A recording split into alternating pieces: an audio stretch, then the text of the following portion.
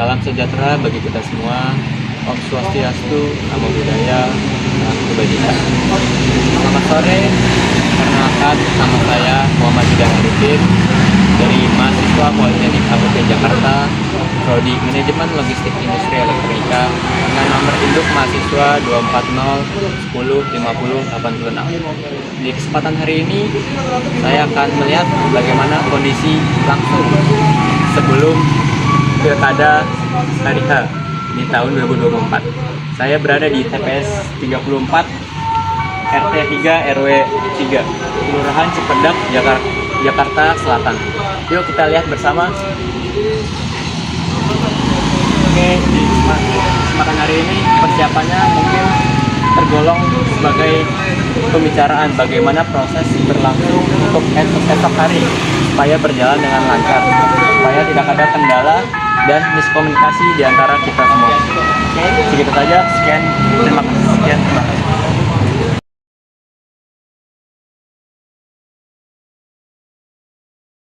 Oke, perkenalkan Pak, Bapak dengan Bapak siapa dan sebagai apa jabatannya di Pilkada tahun ini?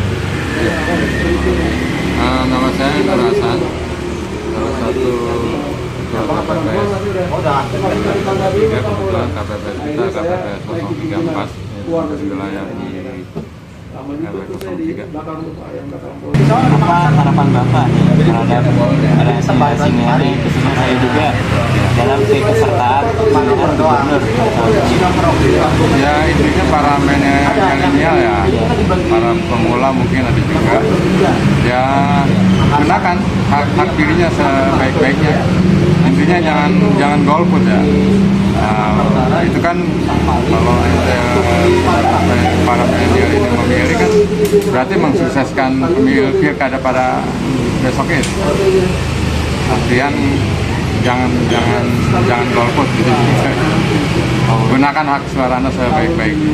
Ya, jadi untuk teman-teman yang generasi milenial jangan sampai Anda tidak nyoblos pada saat ada sebutnya golput atau pilihannya.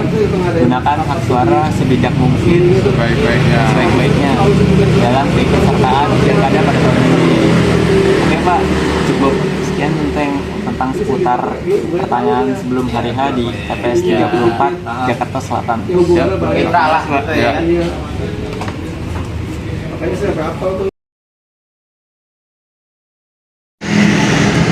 Halo teman-teman semua, kembali lagi bersama saya Muhammad Jidan Arifin. Di kesempatan kali ini saya akan melihat bagaimana situasi terkini hari H Pilkada 2024 di TPS 32 Cijantung, Jakarta Timur. Yuk kita lihat bersama. Oke, bisa kita lihat ada beberapa masyarakat yang masih mengantri untuk gilirannya untuk pemilihan suara. Oke, dan selanjutnya kita akan bertanya-tanya seputar pilkada di hari H kepada pengawas, panitia ataupun masyarakat. Yuk kita lihat bersama. Semuanya, saya dari Muhammad Jidan Arifin dari Politeknik APT Jakarta ingin bertanya langsung seputar pilkada 2024 di TPS 32 bersama panitia. Boleh disebutkan Pak, Bapak dengan namanya siapa dan panitia seperti apa?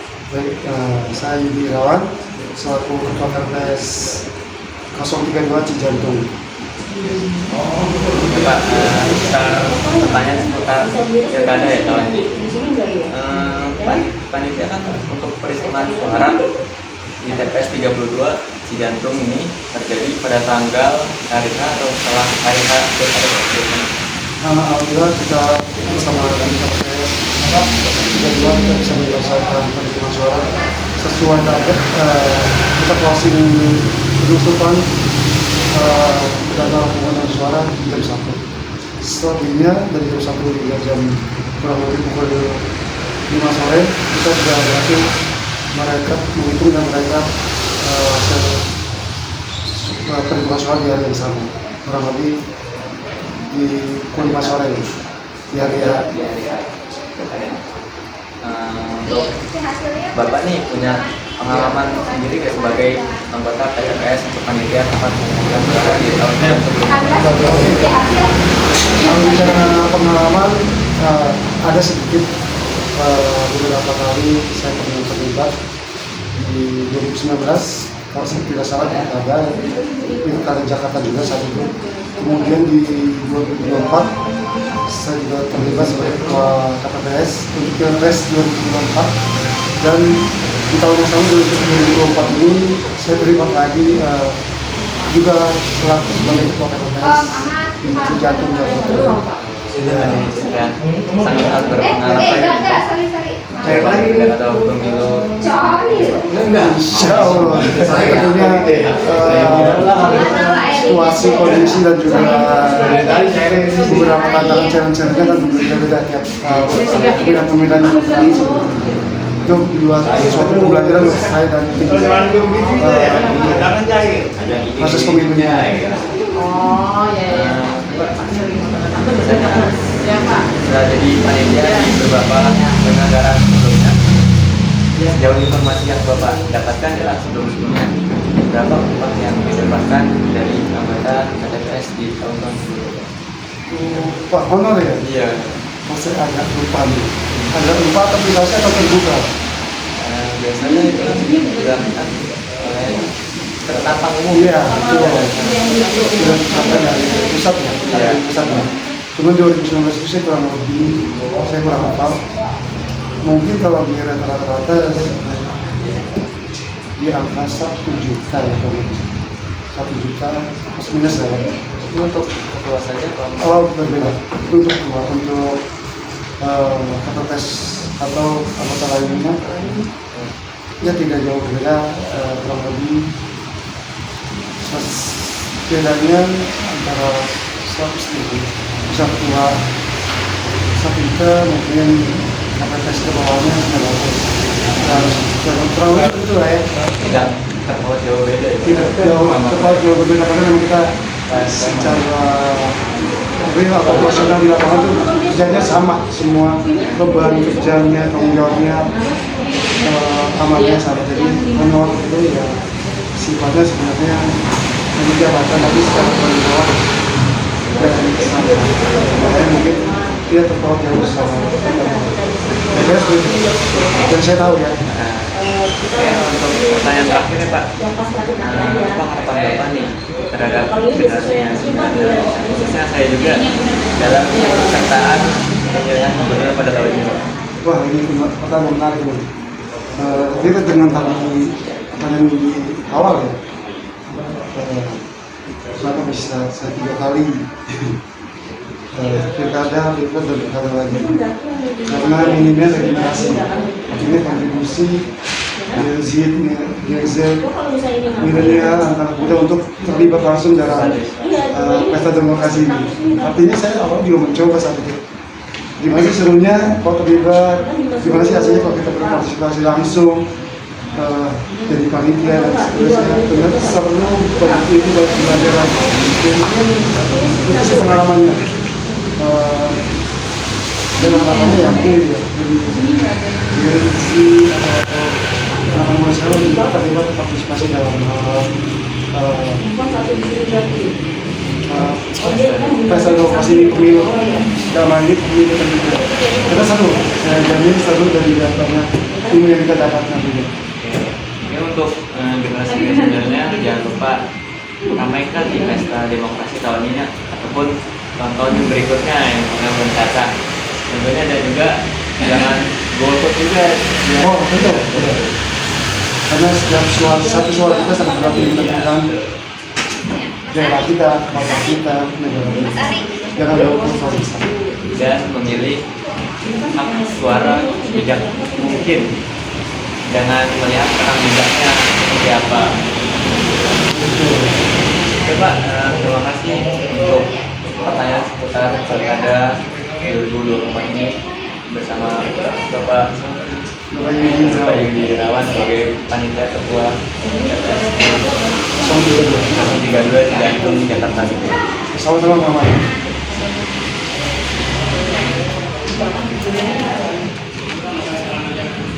Wah, puas sih. Oh,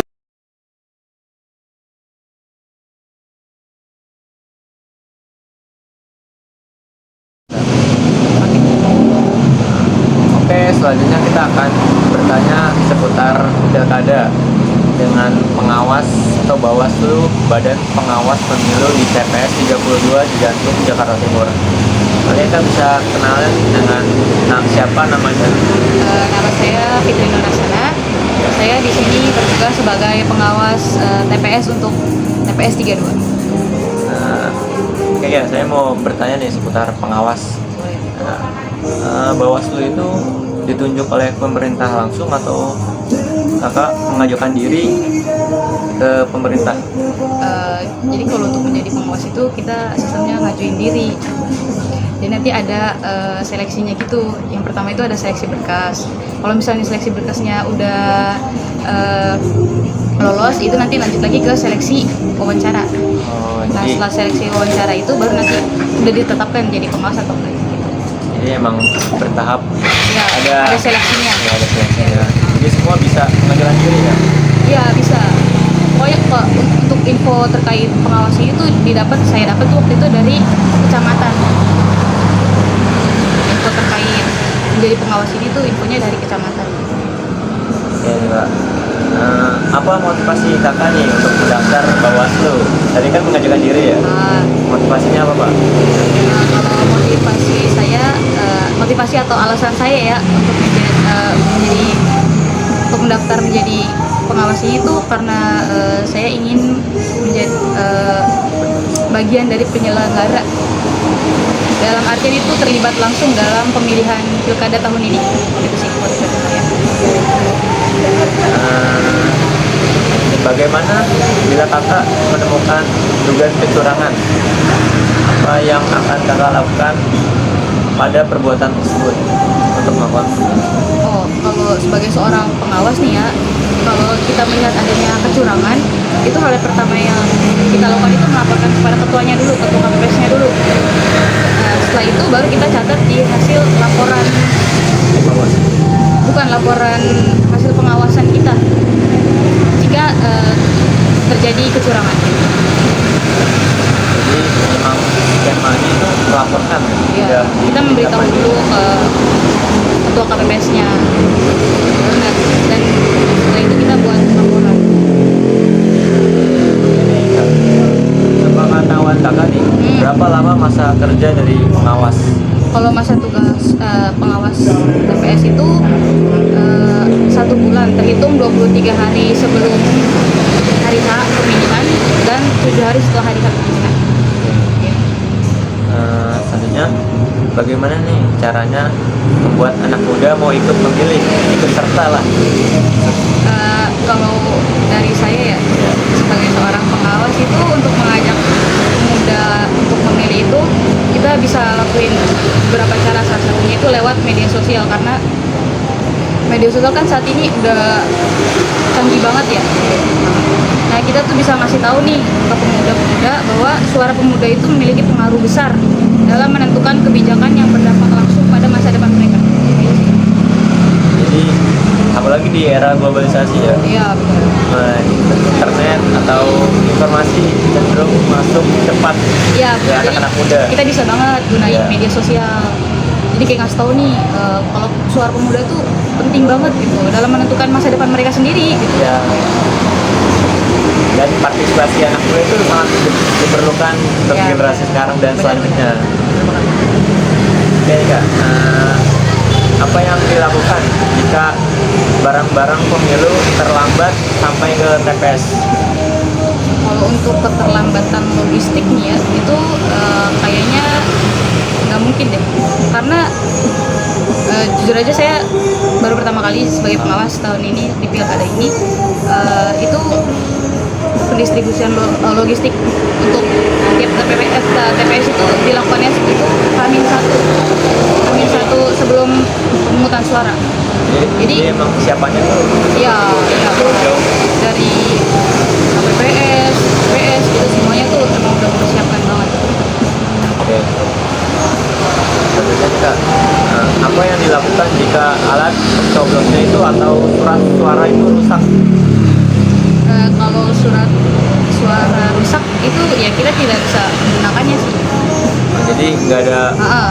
apa harus diganti yang baru atau cukup sekali gitu saja? Oh, kalau misalnya kasusnya ini, kalau kita saat memilih terus terjadi surat suara rusak itu, Iya. itu sebelum kita masuk pilih harusnya nih ya, teknisnya itu kita buka dulu surat suaranya, kita lihat apakah ada kerusakan. Nah, kalau misalnya ada, itu kita ganti. Oh, bisa ditukar? Bisa, misalnya kayak ganti, nah itu cukup satu kali doang ketika terjadi kerusakan. Oke. Dan bentar, maaf, untuk surat suara yang rusak itu nanti kita laporin juga, jadi ada di laporan HP kita. Iya. Kita tuh sebagai pengawas itu ditugaskan buat mengawasi, terus lapor apa aja yang kejadian yang terjadi di TPS. Oke. Selanjutnya apa yang dilakukan nih jika antrian yang terlalu panjang di TPS itu bisa menghambat pemungutan suara terjadi? Kalau untuk pilkada tahun ini sih kita tuh dibuat per jam gitu ya pemilihnya, jadi dibagi-bagi pemilih ini di jam ini. Itu pemilihan jam itu tuh fungsinya untuk mencegah terjadinya penumpukan pemilih gitu sih. Jadi memang ada jadwal-jadwalnya, rundown-nya. Iya, jadi tiap orang itu dikasih jamnya gitu. Oke, ini selanjutnya apa yang dilakukan untuk mencegah kecurangan di hari pemilu ini? Untuk mencegah nih ya, untuk mencegah terjadinya pemilu, yaitu kita bisa ini sih, kalau misalnya saya nih itu ditugasin sebelum hari H itu ada namanya pengawasan hari tenang gitu-gitu. Oh, jadi emang apa berkoordinasi dengan Iya, kecamatan, ya, jajaran-jajaran desa gitu-gitu itu udah ditugasin gitu. selanjutnya nih apa sanksi yang akan diberikan jika kedapatan melakukan pelanggaran peserta atau penyelenggaraan peserta? Kan karena kita tugasnya ini koordinasi ya, terus kita tuh kerjanya harus sesuai sama melandaskan undang-undang. Jadi kalau misalnya kita melakukan kecurangan itu ya sanksinya pidana sama denda paling minim. Makanya kita kerjanya harus jujur, apalagi sebagai pengawas. Ya. Bebannya ditanggung sangat berat pasti. Nah, berat banget. Oke, selanjutnya nih bagaimana memastikan data hasil pemilu tidak dicuri atau dirusak selama pengiriman berlangsung? Ya itu tugas dari ngawasin itu, kita harus ngawasin nih, nggak boleh adanya kecurangan. Jadi kalau misalnya kita lihat ada gerak-gerik yang mereka mau melakukan kecurangan, ya kita pertama sih tegur dulu. Kalau misalnya mereka ngeyel, kita bisa ngajuin laporan gitu. Sama paling lapor ke KPPS gitu. Pertanyaan terakhir nih untuk Bawaslu, bagaimana menjaga keamanan saat membawa hasil pemilu ke tempat perhitungan? Menjaga keamanan itu saya sih cuma ngawasin doang ya, kayak benar-benar kotak suara itu harus sampai di, kalau sekarang kan diserahinnya di kecamatan. Nah, kalau dari KPPS sendiri itu diawasinnya sama Kamsum atau pengawas langsung ya, seperti itu. Jadi ada bagian-bagiannya ya? Iya, ada tugas-tugas masing-masingnya gitu. Dan untuk pengiriman kotak suara itu kita harus mengawasi gitu, KPPS-nya jalan, pengawas juga jalan. Pengawas tuh harus mastiin kalau kotak suara itu benar-benar dalam kondisi baik, nggak boleh rusak. Jadi nggak ada kerusakan langsung dilaporkan tadi kan? Kalau ada kejadian-kejadian nggak terduga ya kita lapor. Pokoknya kita buat laporan hasil pengawasan aja sih. HP aja. Oke, untuk pertanyaan seputar pilkada dengan pengawas Badan Pengawas Pemilu bernama Kak Fitri. Terima kasih untuk kehadirannya Kak, untuk berpartisipasinya dan bertanya jawabnya seputar pilkada tahun ini Pak. Terima kasih Kak. Sama-sama.